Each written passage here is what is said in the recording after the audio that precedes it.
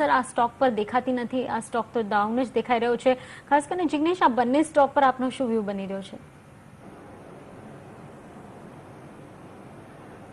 પૂર્વાંકરાનો stock જો chart ઉપર જોઈએ તો મીડિયમ ટર્મ ચાર્ટ ઉપર હજી પણ એ કન્સોલિડેશન ઝોનમાં છે. એટલે જ્યારે પણ આ કન્સોલિડેશન પૂરું થાય, ઉપરની તરફ બ્રેકઆઉટ મળે, ત્યારે આવા સ્ટોકમાં ખરીદી કરી શકાય. હું 100 રૂપિયાનું એક એવું લેવલ જોઉં છું કે પર ક્લોઝ આવે તો પૂર્વાંકરાનો સ્ટોક ઉપરની તરફ બ્રેકઆઉટ આપ્યો એમ કહેવાશે અને આ અપ ફ્લેગ પેટર્ન આ સ્ટોકને 140 લેવલની ઉપર લઈ જશે. જે રીતના આ કાઉન્ટરમાં જુલાઈ પહેલા રેલી જોવા મળી હતી તે રીતના એવું જોઈ શકાય કે ઉપરની તરફ બ્રેકઆઉટ થવાની સંભાવના વધારે છે.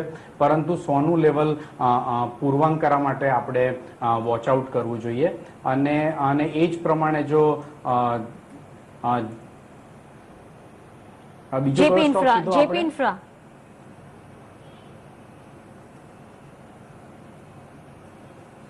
એમ સોરી, કોઈ ટેકનિકલ ડિફિકલ્ટીના લીધે હું એ ચાર્ટ ઓપન નથી કરી શકતો. પણ આપણે જો એ ચાર્ટ પર નજર કરીએ, આપણા સ્ક્રીન પર જે આવી રહ્યો છે એમાં જોઈએ તો અત્યારે